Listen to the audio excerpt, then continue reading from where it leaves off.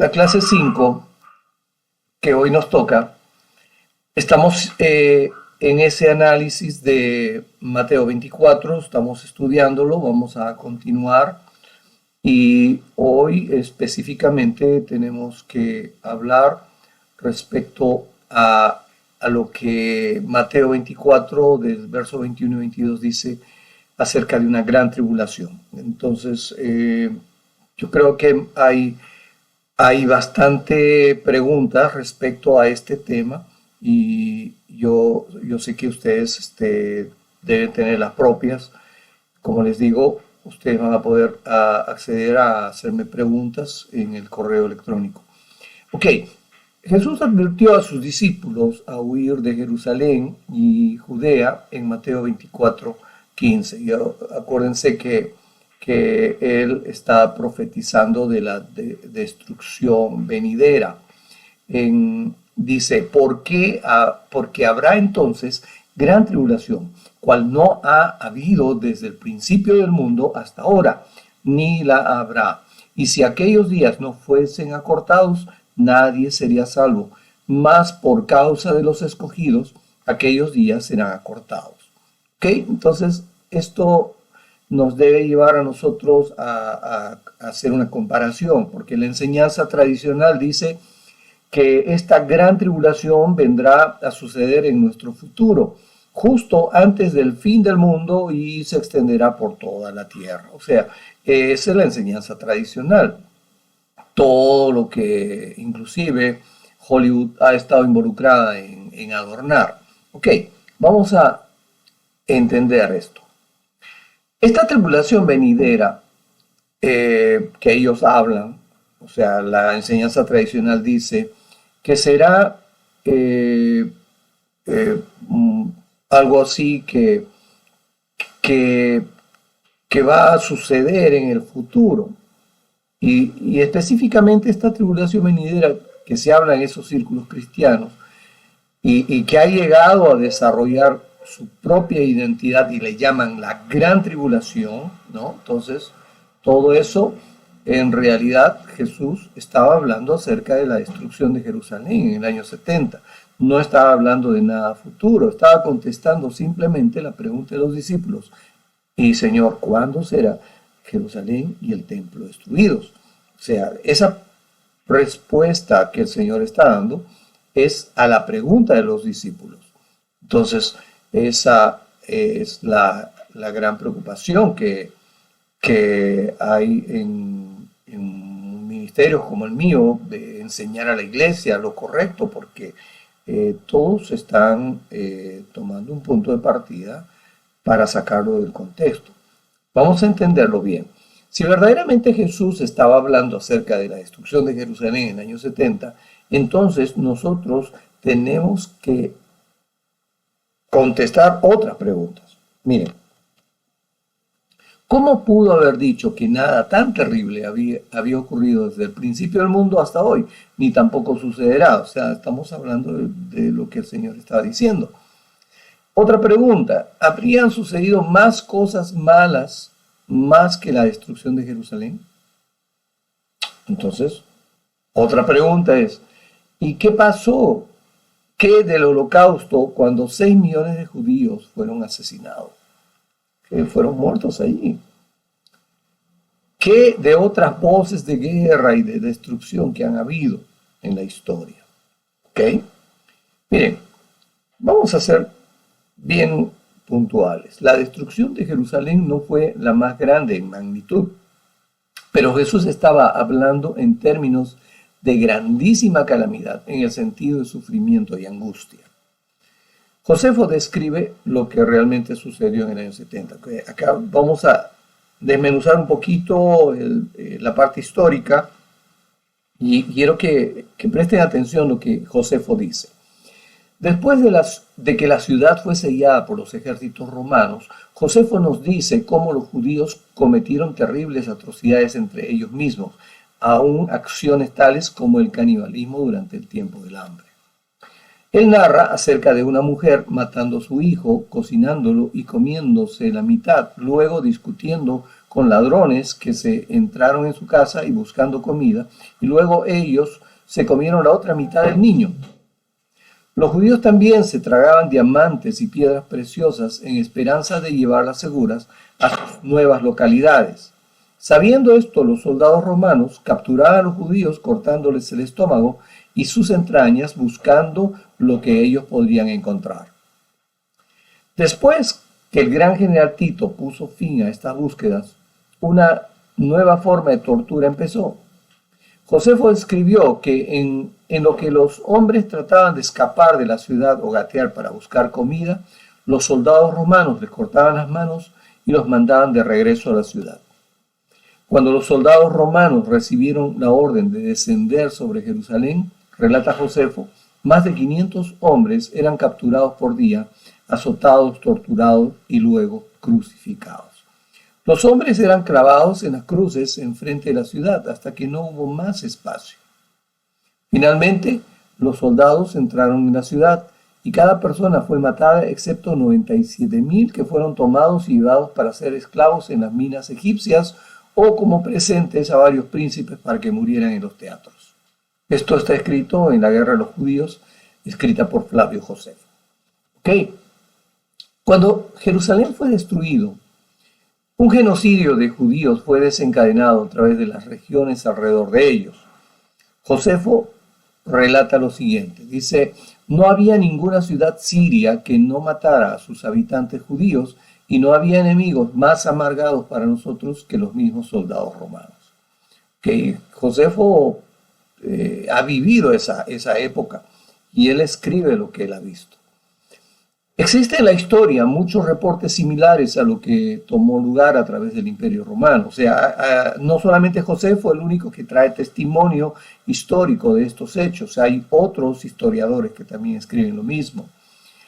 Cuando comparamos el genocidio del año 70 con el holocausto judío del siglo XX, tenemos que admitir que el holocausto fue mayor en número, con 6 millones de judíos matados en un periodo de más de 6 años.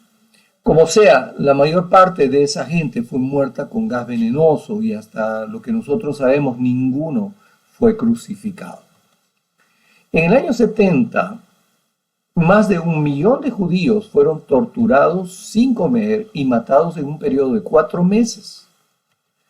A pesar de, sin importar la gran magnitud del holocausto del siglo XX, la violencia durante la tribulación del año 70 fue mucho más extrema en atrocidades cometidas. O sea, estamos estableciendo una comparación, dando un enfoque claro y objetivo. De hecho, que esto es muy importante diferenciar. Eusebio dice lo siguiente, miles y miles de hombres de todas las edades, junto con las mujeres y niños, perecieron por la espada, el hambre y por incontables formas de muerte. Todo esto puede reunirse en preciso detalle en las páginas del historiador Josefo. Tengo que atraer la atención particular a sus declaraciones que dicen lo siguiente. La gente que se reunía juntos de toda Judea al tiempo de la Pascua fueron todas matadas en Jerusalén como si fuera una prisión, cerca de 3 millones en total. Fíjense, acá Eusebio está hablando de un hecho bien particular, bien palpable. Charles Spurgeon dice lo siguiente, la destrucción de Jerusalén fue más terrible que cualquier cosa que el mundo haya mirado, antes o después. Aún Tito parecía ver en su cruel trabajo la mano de un Dios vengativo. Verdaderamente la sangre de los mártires atravesados en Jerusalén fue ampliamente vengado cuando toda la ciudad vino a ser verdaderamente una aceldama o campo de sangre. Mateo, los pasajes anteriores que acabamos de ver nos llevan a nosotros a comprender cómo esa época fue una gran tribulación. Definitivamente fue una gran tribulación. sin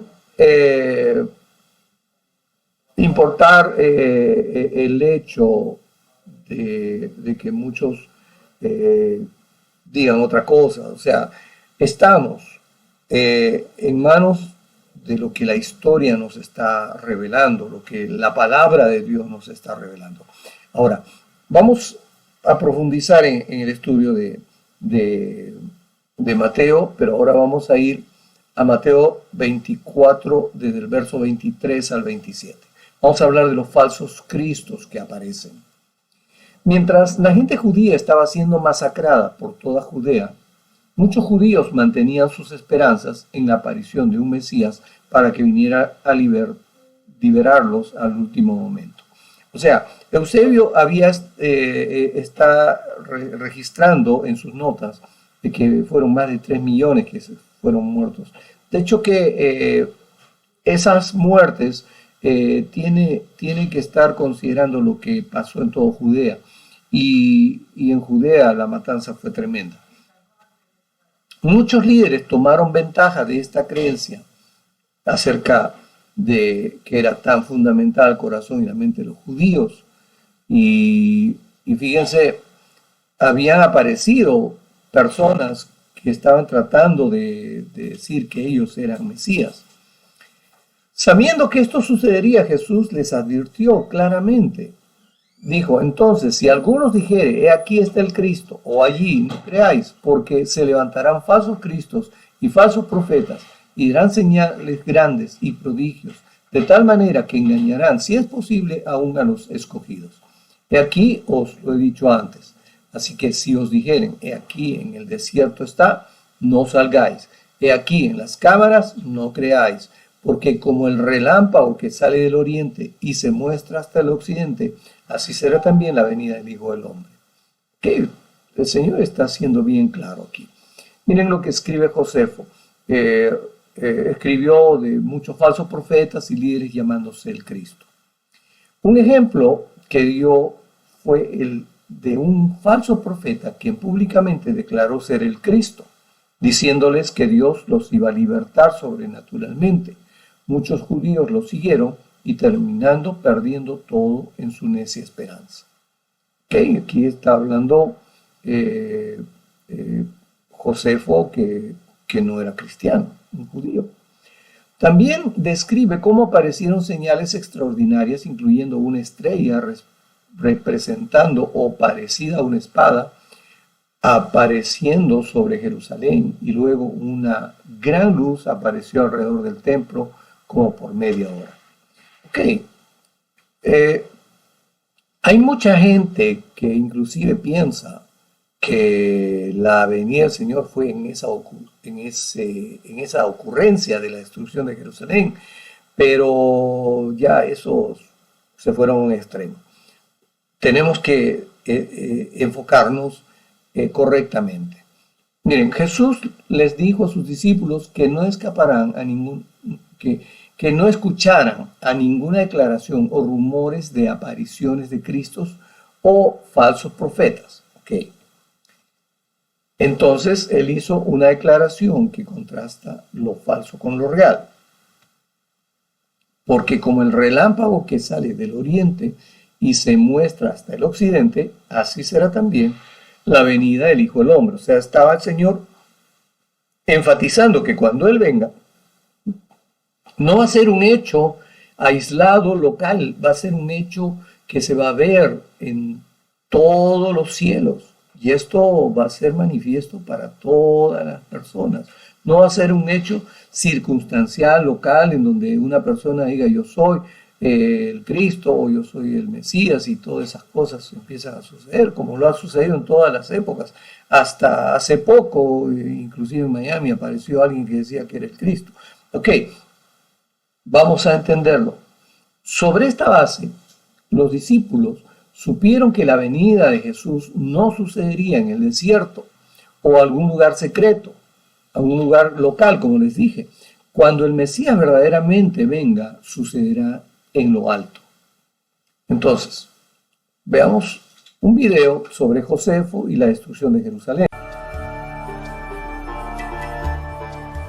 Todos los emperadores necesitaban una cierta legitimidad, necesitaban autoridad, necesitaban alguna señal de que su poder venía de más allá, que contaban con la voluntad de los dioses.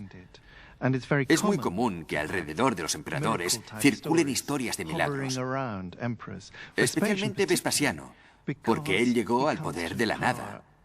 No pertenecía a la dinastía reinante. Necesitaba esas señales de autoridad.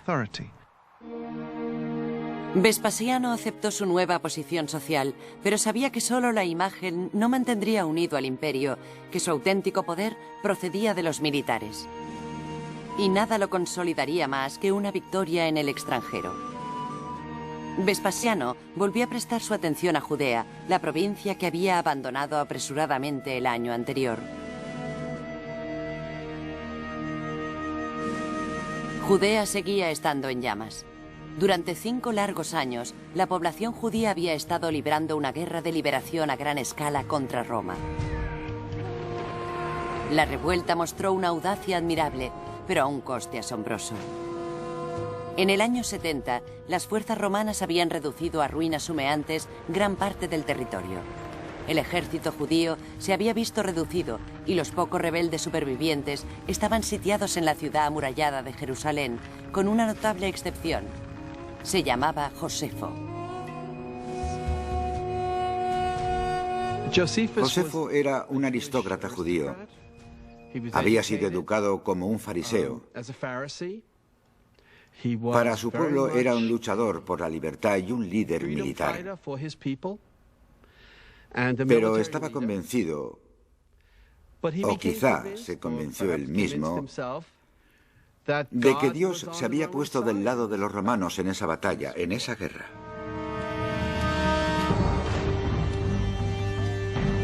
Pocos meses antes, Josefo había sido un luchador rebelde, pero fue capturado y cambió de bando. En esos momentos se movía libremente por el campamento romano, fuera de los muros de Jerusalén, y ofrecía al ejército invasor información de vital importancia. Los antiguos aliados de Josefo, incluso su propia familia, seguían asediados en el interior de la ciudad. Pero en nombre de los romanos, Josefo pidió a sus compatriotas judíos que se rindieran. He rodeado el muro. Les he rogado que salven la vida, su país y su templo. Sabían que la fuerza de Roma es irresistible. ¿Qué pueblo ha conseguido liberarse de los romanos? Los favores de la fortuna son para Roma y ahora Dios está en Italia. Hombres testarudos, arrojad las armas y apiadaros de vuestra ciudad en ruinas. Mi familia está atrapada en su interior con vosotros. Tal vez creáis que por eso os conmino a la rendición. Podéis matarlos. Coged mi sangre como pago de vuestra salvación. Yo también estoy dispuesta a morir si así entráis en razón. Los defensores ignoraron sus llamamientos. El cerco romano continuó estrechándose. Los soldados romanos talaron todos los árboles en varios kilómetros a la redonda. Construyeron una enorme torre para escalar la fortaleza judía. Pero los túneles que los rebeldes habían excavado para conseguir suministros habían debilitado los muros de Jerusalén. Para sorpresa de todos, de repente uno de ellos se derrumbó. Y los asombrados romanos entraron en tromba. Romanos y judíos lucharon cuerpo a cuerpo por las estrechas y tortuosas callejuelas. Muy pronto los judíos sobrevivientes fueron acorralados en su último bastión, el muro del templo sagrado de Jerusalén, que estaba en lo más profundo de la ciudad. El templo era el símbolo de la fe, y no solo para los judíos que vivían en Jerusalén, lo era para todos los judíos del Mediterráneo, la mayoría de los cuales nunca habían estado en Jerusalén, ni habían visto el templo, pero para ellos era el símbolo de la continuidad del judaísmo. Por muy sagrados que fueran, los muros del templo no pudieron soportar la furiosa embestida. Un soldado romano echó leña ardiendo en el templo. Inmediatamente, el lugar estalló en llamas. Las tropas romanas lo invadieron. Josefo presenció la masacre. Reinaba el caos absoluto. Los que huían se confundían con los muertos. La mayoría de los que habían muerto eran ciudadanos desarmados. Bueno, Hemos visto, Flavio Josefo, y hemos visto que él advirtió a los líderes para que se depongan en armas, para que se rindan, pero no quisieron escuchar y los romanos irrumpieron con todo. Bueno, vamos a avanzar con nuestro análisis. Mateo 24, 18. Un poco hablando de los romanos y alrededor de Jerusalén. Dice, los cuerpos y las aves de rapiña, o sea, las águilas. Vamos a ver. Porque donde quiera que estuviera el cuerpo muerto, ahí se juntarán las águilas. Mateo 24, 28. Fíjense, estamos aquí viendo águilas en todas los distintivos, los estandartes romanos. ¿Ok? Imagina miles de soldados reunidos en las montañas alrededor de Jerusalén. Ahora agrega a tu visión o a tu cuadro los estandartes bajo los cuales los romanos estaban cubiertos. Entonces, ¿no? El estandarte que ellos acarreaban en banderas y muchas veces pintadas en sus escudos, ¿qué cosa eran? Águilas. Entonces, como profeta Jesús declaró que las aves de rapiña se reunirán y en Jerusalén serían los cuerpos muertos. ¿Okay? En esta región del mundo, las águilas son consideradas buitres, aves de rapiña. Vamos a ver esta confirmación en los evangelios paralelos. Jesús terminó su respuesta a la primera pregunta habiendo explicado todas las señales que llevarían a la destrucción del templo y de Jerusalén. Ya discutimos la similitud que hay entre Lucas 21, Marcos 13 y Mateo 24. De todas maneras, hay una diferencia importante. En Mateo 24, los discípulos le hicieron a Jesús 3 preguntas. Primero, ¿cuándo sucederán estas cosas? Segundo, ¿cuál será la señal de su venida? Y tercero, ¿qué acerca del final, o sea, la era del mundo? En contraste, ni Lucas ni Marco escriben la segunda o tercera pregunta, y esa es la diferencia sustancial que hay. Entonces, el único que hace estas 3 preguntas es Mateo 24. Lucas 21 dice lo siguiente, y mientras algunos estaban hablando del templo, de cómo estaba adornado con hermosas piedras y ofrendas votivas, Jesús dijo, en cuanto a estas cosas que estáis mirando, vendrán días en que no quedará piedra sobre piedra que no sea derribada. Y le preguntaron diciendo, Maestro, ¿cuándo sucederá esto? ¿Y qué señal habrá cuando estas cosas vayan a suceder? Ahora veamos a Marcos. En Marcos se lee algo similar. Sin preguntar nada acerca de las señales de la venida y del fin del mundo de nuestro Señor. Esto es significativo porque nos da un claro cuadro en donde podemos trabajar en interpretar Mateo 24. Entonces, puesto que Lucas y Marcos solamente escriben la pregunta acerca de cuándo sería el templo destruido, nosotros sabemos que nuestro Señor estaba contestando la pregunta cuando Él habló acerca de la gente haciéndose llamar Cristo, guerras, terremotos, hambres, persecuciones, etc. La respuesta que Jesús, nuestro Señor, dio a según Lucas y Marcos son casi idénticas a las que da en Mateo 24, en el verso 4 al 22. De ahí es solamente razonable concluir que cuando Jesús habló acerca de personas autonombrándose Cristo, de guerras, de terremotos, de hambre, de persecuciones, etc., Él estaba hablando de la destrucción del templo. Esto confirma que Mateo 24, del 4 al 22, está contestando solamente la primera pregunta, ¿no?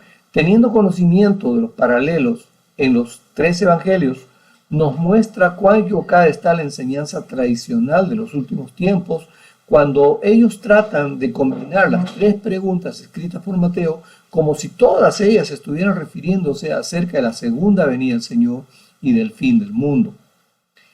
Miraremos las respuestas de Jesús a las 2 restantes preguntas y ciertamente estaremos hablando de su venida y del fin del mundo, porque esto corresponde a la segunda y a la tercera pregunta. O sea, cuando miramos Mateo 24, la segunda y la tercera pregunta, esas sí tienen que ver con el tiempo final, cuando el Señor venga.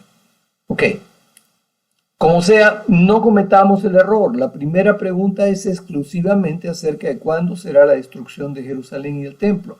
Esto sucedió en el año 70, dentro de la generación de los discípulos, exactamente así como Jesús lo profetizó.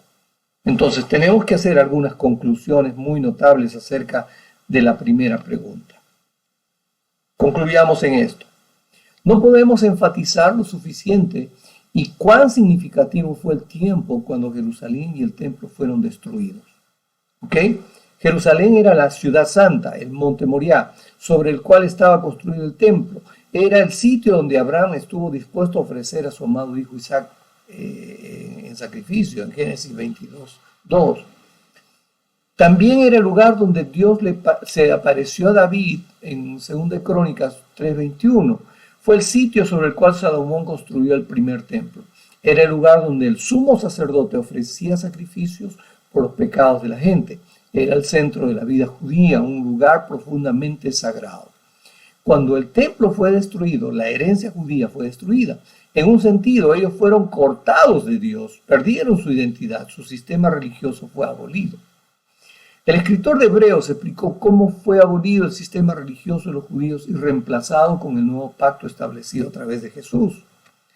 Cuando él dijo, al llamar nuevo a este pacto, ha declarado obsoleto al anterior, y lo que se vuelve obsoleto y envejece ya está por desaparecer. Está en Hebreos 8:13. Entonces, es crítico que identifiquemos exactamente qué es lo que Dios ha hecho obsoleto cuando Jesús estableció el nuevo pacto. Algunos creen que Dios hizo obsoleto el pacto que Dios tenía con Abraham y sus descendientes.